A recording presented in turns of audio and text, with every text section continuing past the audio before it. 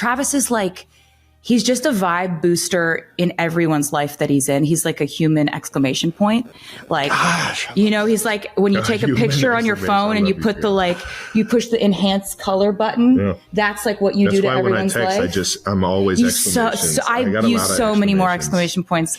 Listen, the human exclamation point is the perfect way to describe Travis Kelce. I've never heard that before, but you just brighten everybody's day, man. You do. You just do. What? How did I just get all these compliments? You guys are making me sweat now.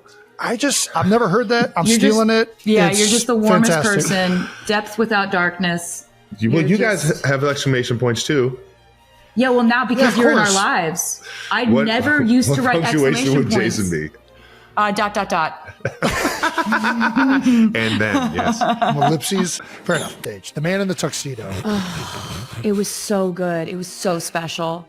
That was like, we were like, that came out because we thought we were doing a bit. Like we both thought we were just joking. Because a lot of what we're saying is like inside of a bit and we're laughing the whole time.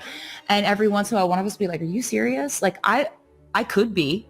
I could be serious. Are you serious? I was serious in terrifying fashion. I was like, yeah. It was like wouldn't it be funny if kind of thing. Fun. Yep. And I would try not to fuck this up. It was no, the show's perfect. You don't want to fuck the show up, do you, Taylor? But I knew you were going to be down for it. I knew you were, if you wanted to do it. Like I was never going to pressure you to do it.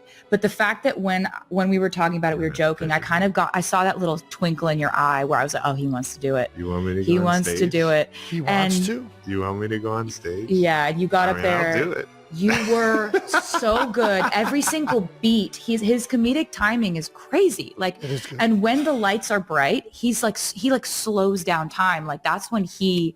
Well, no, I just black thrives. out and hope that it ends out like perfect. That's you said. You and I are saying the same thing. I did. I honestly, yeah. Like, I rose from that stage, and I saw how many people are looking at you, and I was just like. Blackout. You looked so good. Yeah. It was so amazing. Like it was one of the loudest, if not the loudest screams I've ever heard on the tour. It was insane. It really was. How many, Trev, you played football in some of the biggest stadiums you've been in front. People have been staring at your whole life. What was that moment like? There's nothing like this. Were you felt nervous? Like an ant. I felt like the smallest piece of life ever. Like that entire stadium, the floor. Like, what are all these people doing on the field? Holy, I didn't know this place felt like this. Oh my gosh. What is going on? I have to pick her up now. Okay, here we go. Don't drop her.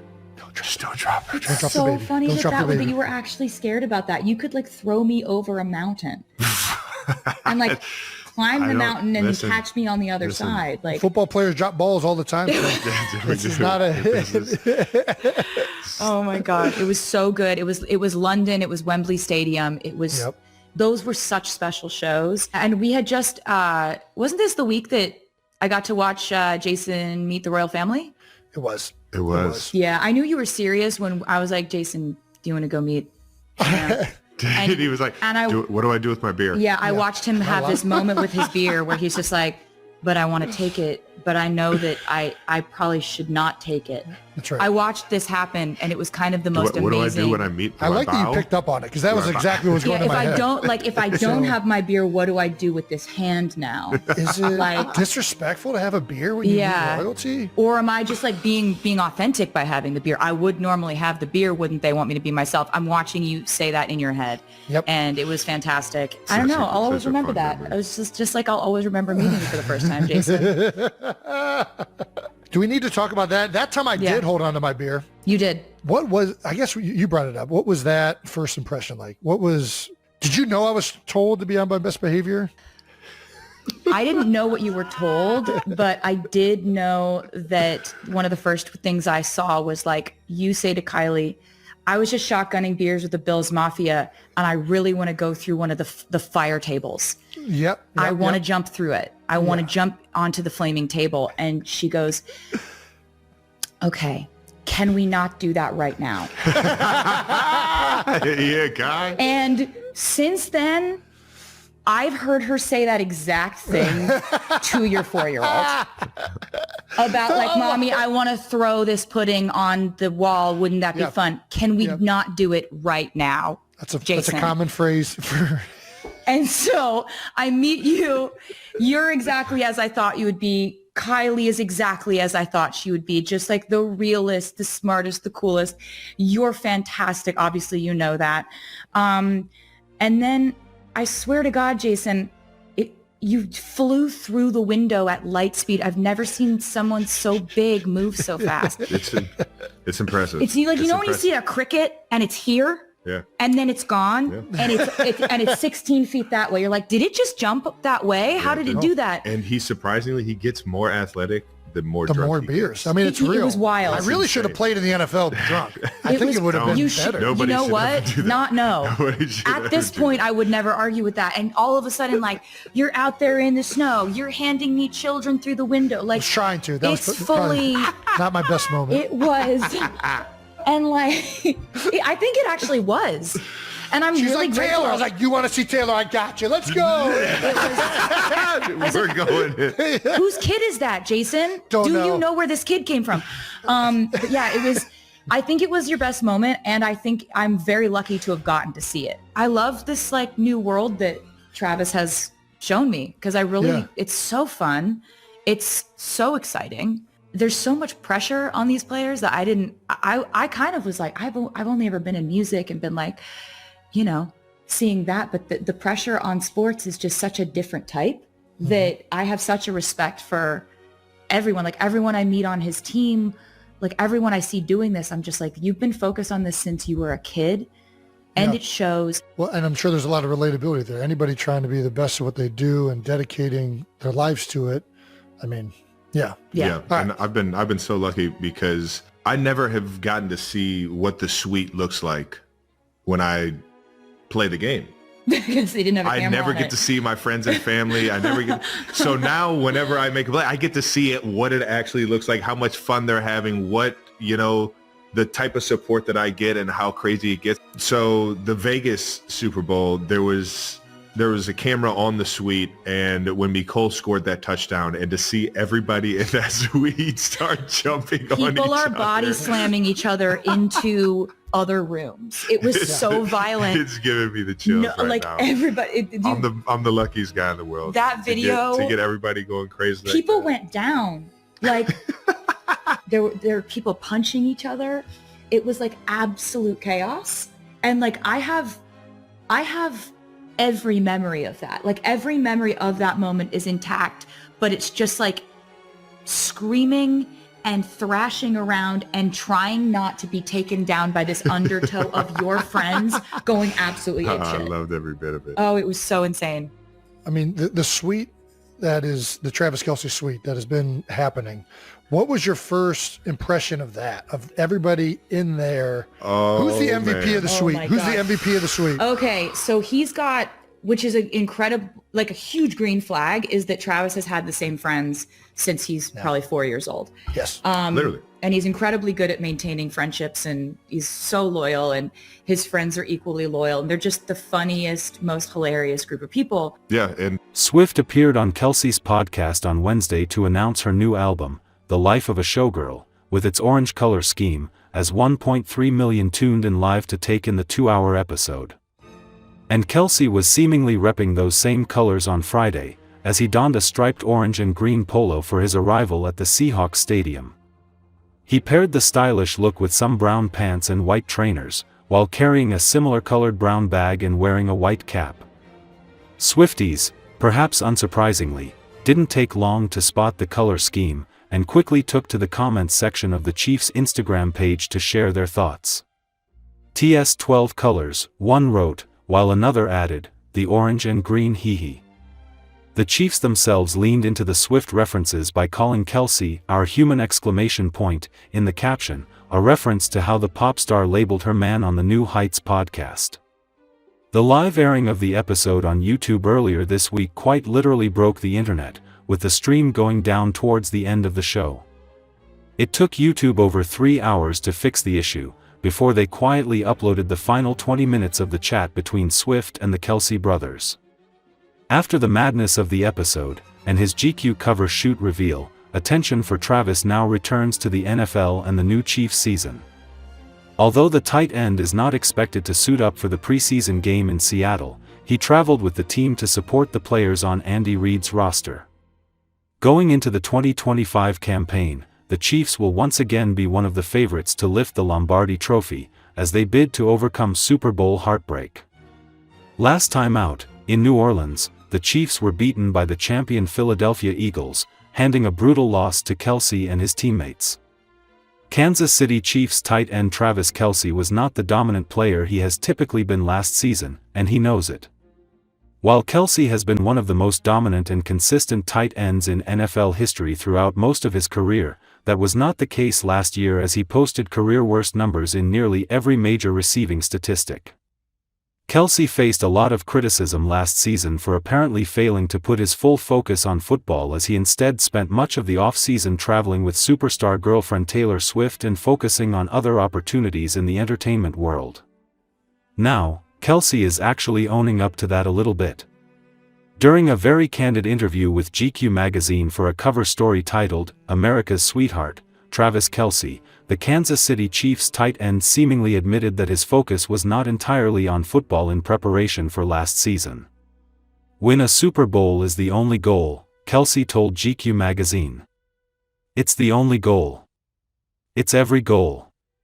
Of course, that didn't happen last year, as the team suffered a blowout loss to the Philadelphia Eagles in the Super Bowl.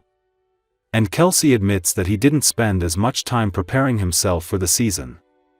"I think it might have slipped a little bit because I did have a little bit more focus in trying to set myself up. And opportunities came up where I was excited to venture into a new world of acting and being an entertainer," he says. "I don't say this as, I shouldn't have done it. I'm just saying that my work ethic is such that I have so much pride in how I do things that I never want the product to tail off, and I feel like these past 2 years haven't been to my standard." That said, it sounds like Kelce placed some extra emphasis on making sure he's ready to play this season. "I just have such a motivation to show up this year for my guys," Kelce added. After briefly considering retirement after the 2024 season, Kelce has decided to return to the Kansas City Chiefs for what could be the final season of his NFL career. We'll have to see whether or not he is able to successfully bounce back and play up to his standard. The Kansas City Chiefs shocked its superstars by revealing they have a secret underground lair full of the team's history. It's really a must-see to believe video, as it looks like something straight out of a movie. The team was founded in 1960 as the Dallas Texans, as one of the original 8 teams of the American Football League. They relocated to Kansas City and became the Chiefs in 1963. Under the Patrick Mahomes era at quarterback, they have won 3 Super Bowls and almost were the first team to three-peat last season, but lost in Super Bowl 59 to the Philadelphia Eagles. With all his star power, even 8-year veteran Mahomes and his Pro Bowl teammates Travis Kelce and Chris Jones were unaware the team had this secret underground cave full of history. With the team featured on the new ESPN Plus and Disney Plus show, The Kingdom, more is being revealed. Mahomes, Kelce, Jones, and head coach Andy Reid were shown in this special place 150 feet below ground by team owner Clark Hunt, and they were blown away. Mahomes called it something out of a James Bond supervillain movie, while Kelce said, "Indiana Jones." Make sure to scroll through to watch it. He added, "I've become way more strategic in understanding what I am portraying to people." Following the Chiefs' loss to the Philadelphia Eagles at Super Bowl 59 in February, Kelce didn't immediately commit to returning for his 13th NFL season and the final year of his contract with the Chiefs. He acknowledged to GQ that he has been thinking about his life after the NFL, although he didn't offer any details on what that might look like. Kelce already has a high profile off the field, thanks in large part to his relationship with Swift, but also from his appearances in countless TV commercials and on his successful New Heights podcast, which he co-hosts with older brother Jason. Incidentally, that podcast is sure to hit new heights in its number of listeners this week when Swift makes her first appearance on the show. Part of Kelce's new outlook on his image seems to have been influenced by Swift and the way she interacts with her immense fan base. People gravitate towards how she performs and how she makes it feel like the entire stadium is in a little room with her, Kelce said. She is so good at mesmerizing everybody and making everybody feel like it's an intimate situation. I think that alone, there is so much calm and coolness. She's beautiful. She's up there making everyone feel at ease. Whenever I get in front of a crowd, I feel like I've got to be like, whoa. Like, excited, bringing the energy. Then I saw that coolness and that calmness and that relatability that she is so good at presenting. I really grabbed that. Like, man, I can use that side of entertainment as well.